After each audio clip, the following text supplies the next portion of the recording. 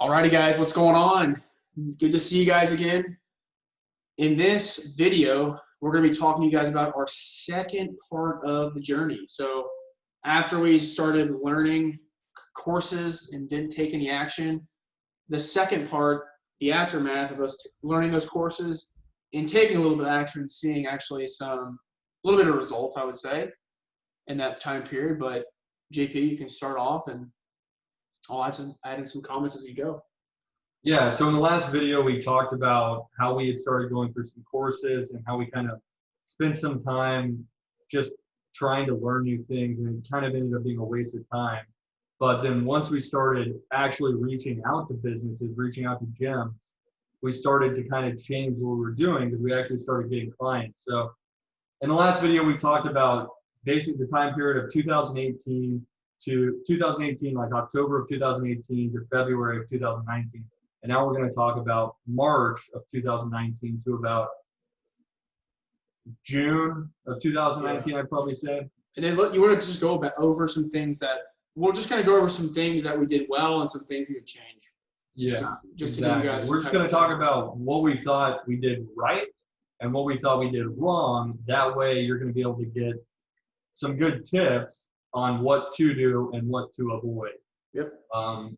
At this stage in the journey. So to start out, I would say, like we did in the last video, if you are starting out, just avoid learning a ton of stuff and just jump right into it. Start reaching out to businesses because that's what's going to allow you to start gaining that experience as soon as possible. So in March of 2019, we decided we were going to start reaching out to gyms, and we basically said, we weren't going to stop or give up until we got a client. So on spring break, that week of spring break, so probably the third week or the second week of March in 2019, we managed to get 3 clients, 2 gyms in Knoxville, Tennessee, believe it or not, in the same area, even though we were reaching out to gyms all over the place, and then a gym in Cincinnati, Ohio. And once we got those gyms, we ended up actually hiring a guy named Jordan Marcia to kind of help us, kind of mentor us. And he actually started mentoring us before we started reaching out to these gyms. And what he taught us was basically, you just need to start reaching out to gyms and setting appointments. And he also helped us as far as how to set up contracts and how to invoice clients, which was great because that was, stuff we didn't know at the time. And so, we followed his instructions and did exactly what he said, and we were successful in getting clients. But once we got clients and actually started running ads for them, we realized we didn't know what we were doing. And so I remember we had been running ads for this gym called Greatness Fitness in Knoxville, Tennessee for maybe 2.5 weeks. And we had spent like $278 or maybe $268, and we had not gotten a single lead. And that, that's not a good thing. We typically get leads for like $5 now. So that was terrible. And so we were kind of freaking out thinking, oh my gosh, we really don't know what we're doing. We need to figure this out. And so I started doing some digging. I made a post on a Facebook group called Facebook Ad Hacks asking about who was the best digital marketer or person for generating leads for gyms. And a guy tagged a guy named Rob Daly in a webinar that he had created. And in this webinar, he showed how he got gyms that he worked with results. And he had worked with over like 500 gyms. And he had actually sold his marketing agency in January, I think, of 2019. He sold his marketing agency that was working with over 500 gyms. So this guy was very successful, very knowledgeable. And in the webinar, he showed us that you can generate gyms results without even running ads for them. So he showed us how you can actually use a gym's database of prospects. So people that have submitted their information to the gym on their website and their inactive members, how you can reach out to them doing a text blast offering a 7-day pass or some type of low barrier offer, like a 7-day pass, 14-day pass, and you'll get a lot of people to show interest, and then they'll come into the club. Not only did he show us that, but he also showed us a system that he had been using with the gyms when he had his agency to nurture the leads that they generated through text messages to get them to actually show up at the facility. So he also showed us that. So we immediately saw that and thought, I rember when I first saw that, I thought, oh my gosh, this is next level stuff. This is revolutionary. Yeah, number one, you can get results for gyms without even spending any of their money on ads. And then number two, you're actually helping out with the second step in the sales process. You got to generate the lead, and then you have to start nurturing the lead to actually get them to show up so you have the opportunity to even sell them in the first place. And so the fact that he was also doing that, we knew that no one else really was doing anything like that. No one was actually taking that off the client's hands. So we managed to get in contact with him, and we basically said, we really would love, to work with you and basically have you mentor us. And he had a mentorship program. And it was $6,000. We could not afford it at the time to just pay it outright, $6,000. So he broke it up into 3 payments, $2,000 for 3 months. We ended up paying it, and we spent April basically just learning what he had built and going through his course and jumping on his daily calls with his team and him and just drilling him with questions on what exactly we needed to be doing. And so we didn't, I don't think, get any clients in April because we decided that was going to be the month that we really wanted to focus on his stuff, the investment that we just made, and then really be able to implement it. So we started implementing it. I remember on Easter, we had built out a new campaign for Greatness Fitness with what he had showed us. And we immediately started getting leads for like maybe $7, which you have to imagine, going from getting no leads and having spent $278 to getting a lead for $7 was amazing. I mean, I remember going out to eat with my mom on Easter, and I was so happy because I was like, we cracked the code. I was like, we know, like, we're experts, I was so jacked up, and I was just so excited because I was like, we figured this out. Even though we didn't figure it out, we just took what someone else had, but it was an amazing feeling. I remember that. So that was really exciting. So I think there's definitely something to take away from that is find out who in your niche is one of the best, if not the best, and do whatever it takes to try and get them to coach you or show you what it is they do. Because if you do that, you're just going to be able to take, the information that they've gained over time that led them to their success. And if you're smart, you'll just follow it. You'll just keep it simple and do what they say and follow their instructions. That's a lot easier said than done. Obviously, people like to complicate things, but I would recommend definitely doing that. Once you manage to get a client or two and you have some money, don't spend it. Definitely do not spend it. And I would look to see who in your niche is an expert and is currently doing it at a very high scale. They already have over 100 clients, and they definitely have a process and a system that is very consistent. It consistently gets very good results and has led to them being able to get where they're at. And then after April, you can kind of talk about that. Yeah. I feel like I've talked. Yeah, let me just touch on a few things that you went over that I thought was really good.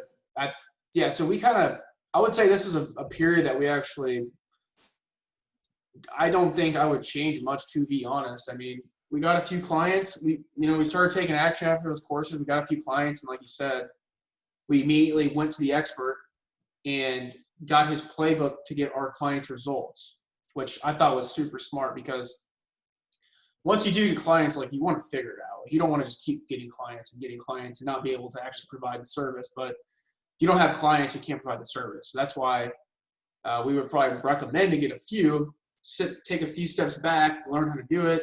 And ultimately, that's going to push you a little bit forward in your business because you'll know how to do that and actually provide them results. Yeah. You can keep doing that for them as you get more and more. What I think we should have done is we should have found an expert before we started reaching out to gyms and just knew who it was and figured out if they had a consulting program or not, and that program showed you exactly how to get them results. Obviously, you probably wouldn't be able to afford it, but just at least know where to go. And then that won't take you long at all. And then start reaching out to businesses and get a client and then try and purchase their consulting or whatever it is. I just think that would have probably been, because you were like, wouldn't change anything. I agree, but I think, you know what I mean? How we have known a little bit about Rob before, that would have been a lot. Nice. 100%. Yeah, 100%. I mean, it's just super important to have, like, especially with service-based businesses, you have to know how to get your clients results, or you're not going to stay in business. That's just the bottom line. So I think, yeah, it was a good chapter. And then leaving off starting where he left off, from April to June, we got our 2 clients for gyms. We're running ads for them. We're getting results, so on and so forth. So we just kept, at that point, we're like, okay, let's start getting more clients. So we did. We started reaching out to gyms on Facebook, and we just kept on doing it, kept on doing it. And April to May, we were honestly we were in a dry spell. Like we weren't getting anyone on the phone, and I don't know what it was. The people we were getting on the phone were awful. I mean, we were sending so many messages a day, and we just weren't getting anything back. And so I came back from college at the end of May, moved into his mother's old house in the basement, and one day someone posted in the group wanting some advice on how to properly use the software to get gyms results. So we use the software, like JP was talking about, to nurture the leads, to actually book them to come into the facility.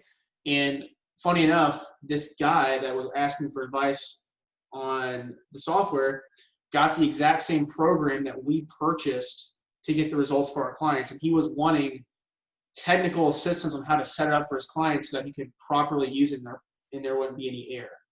And so I hopped on the phone with him for about 2 hours, and we just talked about what he was currently doing, who he was working with, what service he was providing. And ultimately, what we concluded was that he was working with gyms. He was saying how easy it was to get clients.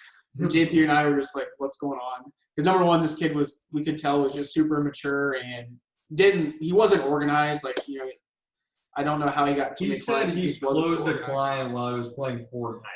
Yeah, he said, he literally said that with a video of himself closing a client while he was playing Fortnite, or while won a game of Fortnite. Yep. It was like you're cool. You're awesome. Man. You're That's really so cool. Yeah. But anyways, I'm talking to him, and we could just tell the kid had ADHD. He just wasn't serious. He was immature. There was a lot of things that was wrong with the conversation. But he had a ton of success. But he had a ton of success, yeah, because he figured out how to get clients and kind of produce a result. But he was wanting to implement some software, and I was like, there's just literally no way he's going to implement this correctly. And I was like, JP and I were like, he's working with this big franchise called Anytime Fitness, and we kind of just pushed it off our shoulders there at the start. But we realized that all he was doing for them was generating them leads. Yeah, but he was trying to implement our part, which was the lead nurture with the software. And we just knew there was no way he was going to be able to figure that out. Yeah. Because he was so all over the place. Yeah. And so we Funny enough. Go ahead. As I was saying, funny enough, a few weeks later, we'll fast forward a little bit and we'll come back. We actually had one of our clients say that they the system was broken for him, that he was trying to use in high level for his clients. Remember Ben? He was he tried implementing it with a couple of clubs that he was working with, and he messed it up huge. Yeah, he did a horrible job. We're really upset the client.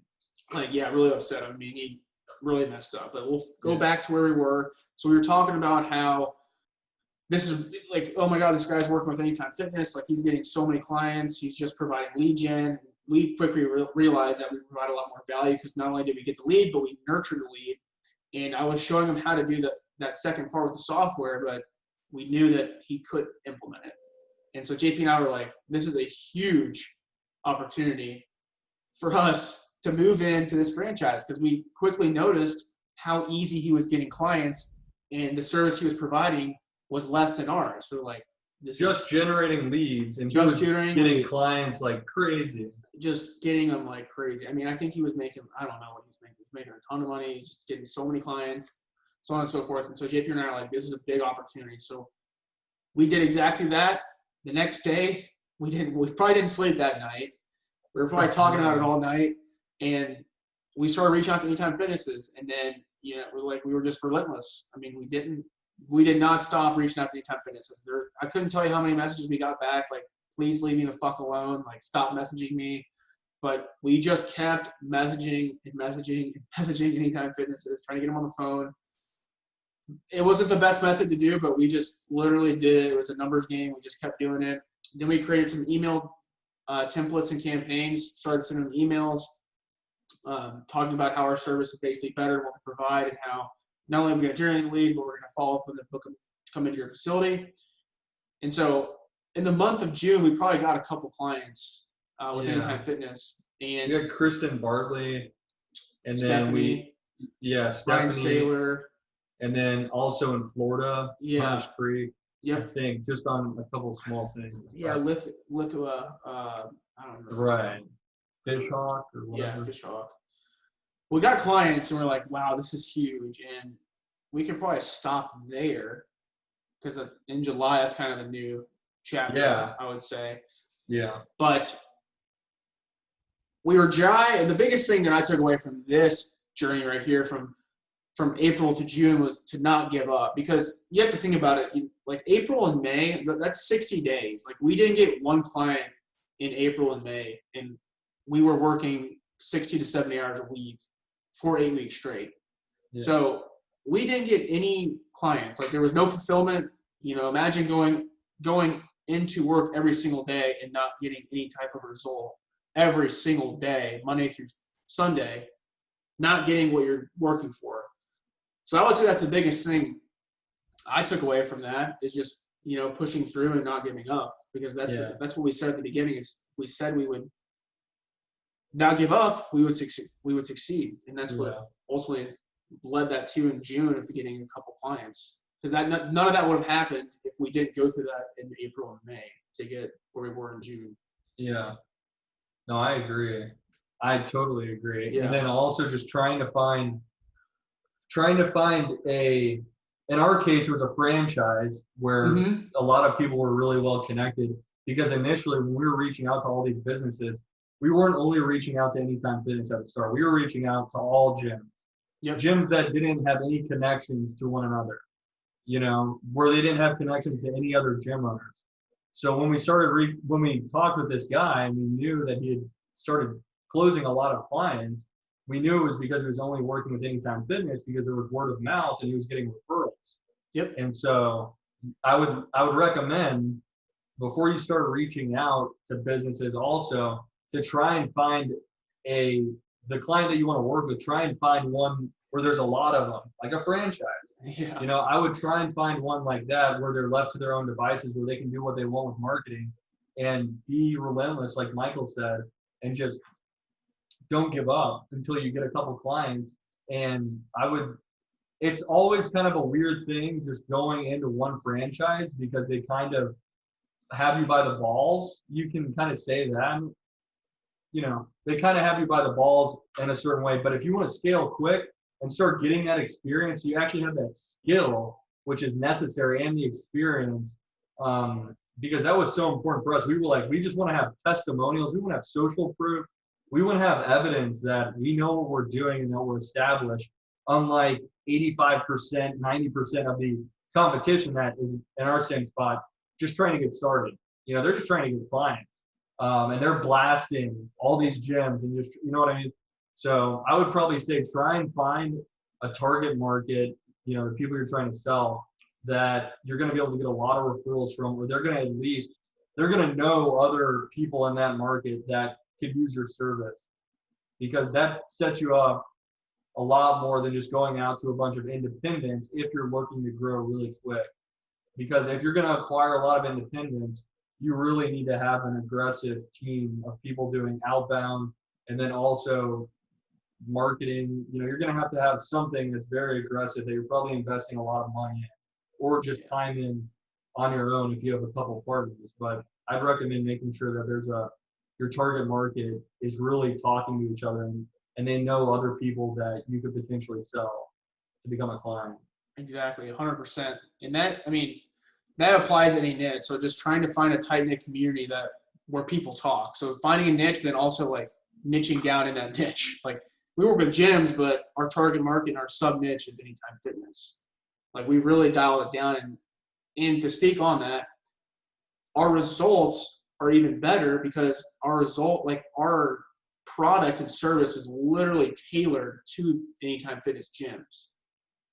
So we just know how to speak their language more than any of our competitors. And we know how to get the results even better than any other competitors. That's what I'm talking about. Yeah, just because we have so much experience. Yeah, we have so much experience.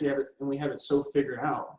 Yeah. Yeah, I think that's a great point. And what I was going to say about that is that's the easiest / hardest way to scale.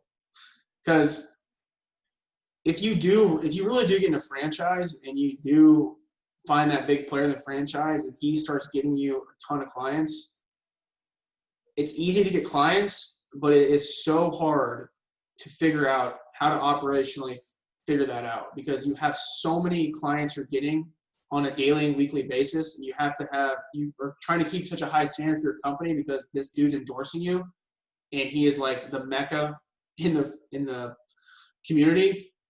It puts a lot of pressure on you to really perform and make sure that you're not ruining his reputation while you're not ruining your own business's reputation at the same time. Like JP was saying, it's everything travels pretty quickly in the franchise. Like people hear who they're working with, people hear, if there's a bad conversation with one of our team members on the phone with another gym, people hear if we get bad results with another gym in the franchise. Like stuff carries around very easily. So that's what I would say. It's like the easiest way to get clients, but it's also the hardest way. Everything has its pros and cons. Yeah, but I'd say this probably has a lot more pros, but I think we could talk about that in the next video. Yeah. Just because that definitely is kind of the next part. Yeah, that's definitely the next part. But I think that was a great topic. So first thing we did was that we went to work. We were trying to get clients. We got a few. We reached out to a ton of gyms, got a few clients. Then we found the expert in our niche to see how we could get our clients results, which was really smart. And then after we figured that out, we again started reaching out to clients, kind of got dry there, but didn't give up, which is the biggest part because you're always going to have peaks and valleys. And as an entrepreneur, we didn't give up. We kept going for those 2 months. And then by June, we figured out we had a really big opportunity with a franchise like you were talking about. We went all in with it. We were relentless. We got a few clients. And then the next chapter is the exciting stuff of when we really go from low level to very high level fast. Absolutely. Yeah. So it's exciting. It's so cool. In the next video, we're really going to talk about why because we ended up having a whole lot of success. We said we just got 2 clients there in March and then maybe 4 or 5 in May. And that was great, but that's not crazy or anything like that. But in between the span of May to December, May to January, we had over 220 clients. So we'll talk about that and how that went for those next 6 months. Yeah, so definitely be looking for that next one because it's going to be good. All I know is it was wild. It was crazy. It was pretty crazy. It was awesome. All right, guys. Well, that's it. See you all later. Bye-bye.